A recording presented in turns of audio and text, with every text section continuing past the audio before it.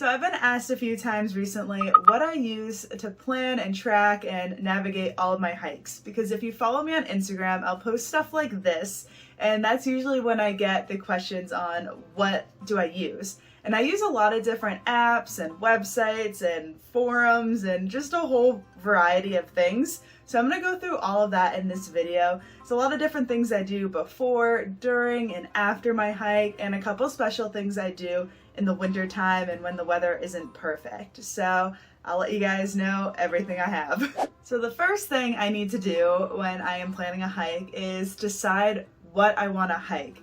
And for me, this is easy because I am such a list person. There are so many different hiking lists of different trails and mountains in New Hampshire that I'm working on, and I have all these printed out and put in a binder, so it's so easy for me to pick my next hike. And I have a whole video out about all the different lists. If you're interested, I'll link it right up here. But if you aren't a list type of person, I don't personally use this resource, but I heard it's good for finding hikes, and that's all trails. So you could probably just go on the website and type in the area that you want to hike, and a list of popular mountains and trails would come up. So that's an option, but I don't use it, so I don't have much of an opinion. So after I pick a mountain, the next thing I'm going to do is figure out what trail I'm going to take. Sometimes there's only one trail that goes to the top, and that makes it easy, but sometimes there's multiple. And you also have to figure out, are you just going to hike the one mountain, or are you going to peak bag, and is there another mountain close by that you want to connect and take another trail to? So you just got to figure out what route you're going to do. I personally always try to take the most popular trail, and that's because I usually hike by myself, and I'm a very nervous person, and being on a trail that I know a lot of other people do makes me feel more safe. So even if I don't see many other people, just knowing that it's a more traveled trail than the other options makes me feel better. So now that the whole route is basically planned out, there is something I used to do a lot when I was a beginner, but now I just kind of wing it, and that's do some research on the internet and see what people are saying about this route and this mountain.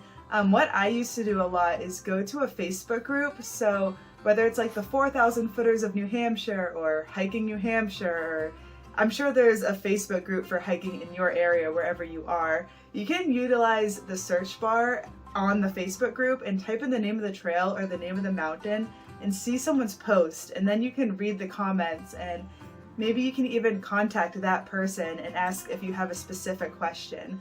Sometimes Facebook is helpful, sometimes people are mean, but I think it definitely has a lot of information, and if you have a specific question about a specific hike, I think you can probably find the answer there. So now this next part of the planning process, I think is the most important, and that is checking the weather forecast.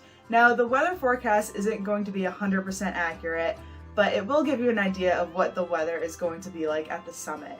And the weather at the summit of a mountain, especially if it's above tree line or exposed or just really high up there, is going to be a lot different than the weather where you parked or where you live. So the website I use to find the summit forecast is mountain-forecast.com. This website has so much information. So after I type in the name of the mountain that I'm gonna hike and I hit search and I pull up the page, the first thing I notice is the pictures. So is there a sun? Is there a rain cloud? Is there a lightning bolt? And if I see a sun in the AM and a sun in the PM, I get really excited because that's a good sign for a good day. But you also need to look at all the other information. So what's the high temperature of the day, the low temperature of the day, the wind, the feels like temperature, the precipitation, and all of that. And like I said, this is all the information for the summit, which is going to be really crazy. There was a day last week where it was 80 degrees out on the lake, and I pulled up the forecast for Mount Washington just for fun, and it was like 30 degrees. So you never know what you're going to get, so it's really important to check the summit forecast. Alright, so now you know what you're going to hike, you know the route, you know the weather is going to be good. The next thing I need to figure out is how to drive there. What are the driving directions to get to this trailhead? And most of the time I just use Google Maps, because Google Maps is good about having the trailhead as a point of interest on the map, so you can just kind of click it and get driving directions that way. But something to look forward to, especially in the White Mountains, is if the road that you need to take to the trailhead is closed in the winter. So sometimes that can happen, so just make sure you know that the road is open. So I planned my trip, checked the weather, packed my backpack, drove to the trailhead, and right before I start hiking, what I do is start a track on my watch. So this specifically is the Garmin Vivo Active 3. It's a nice watch. I don't 100% recommend it because if I do a 20+ mile day, sometimes in full GPS mode, it won't last the whole time. So that's kind of a bummer. I am thinking about getting the Corex Apex watch, which has an insane battery life. So if anyone watching has experience with that watch, please leave it in the comments because I'd love to read your review. So when I go and start the track with my watch, it gives you a whole list of different activities. I always keep it simple and I always choose run.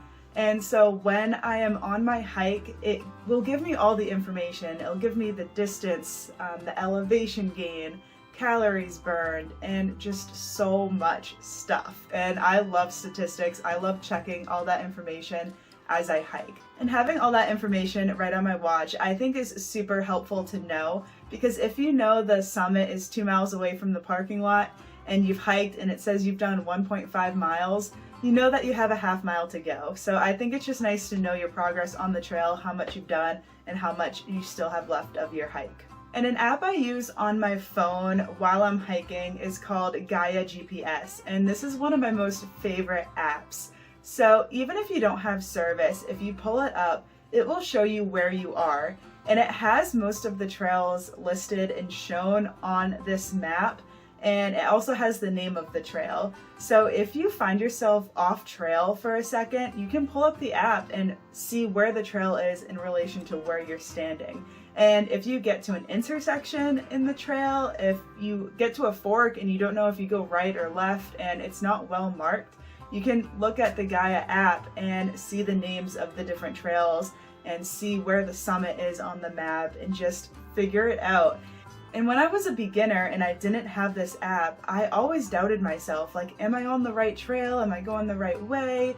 How far away is the summit? And I would just get really confused. But after getting this app, you always know what trail you're on, and you can see the elevation, and it's just so helpful. And I use this app to track all the different hikes I've done in New Hampshire. Now, I don't usually have the track going while I'm hiking, but I can go into the app after the fact and trace what I did and have it shown on the map. And I just love looking at this map and having a trace of every single hike I've done all over the state. And for me, that's really satisfying to look at. So now with all this information I have with the Gaia app on my phone and the info on my watch, I was able to make it to the summit and back down to my car nice and safe, and I didn't get lost. The only thing I have to do before I start driving away is make sure I stop the track on my watch. Now, I forget to do this all the time. Thankfully, you can go into the app or on the computer and edit it, but it's just a pain. So I get back to my car, I stop the track, and I made it nice and safe.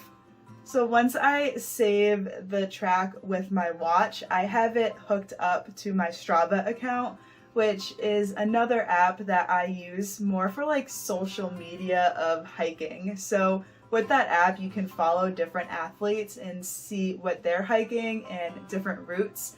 I follow a lot of people that I look up to, a lot of like insane hikers that can do like 30-40 mile days. So I like being able to see what they do, and people follow me and they can see what I do. I will put a link to my Strava account in the description so you can request to follow me. But I will save this so my track can be uploaded to my Strava.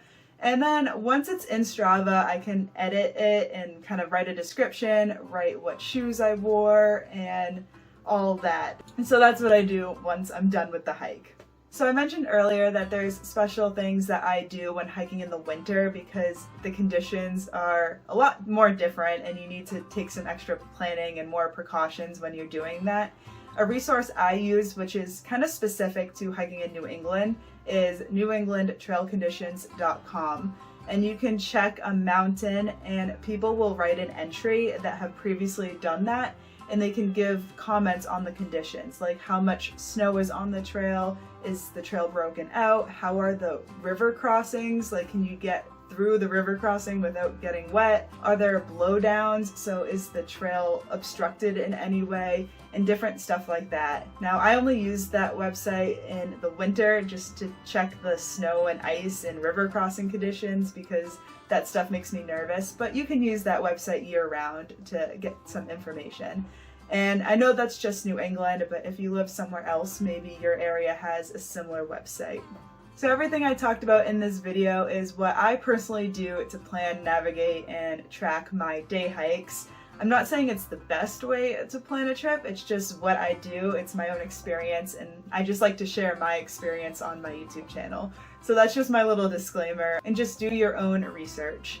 So that's what I do for day hikes. For longer backpacking trips, I mean, I've only done the Appalachian Trail and the Monadnock-Sunapee Greenway Trail, and those are both on the Guthook app, which I think is a great and really popular app for navigating longer trips and like longer established trails, so I definitely recommend that.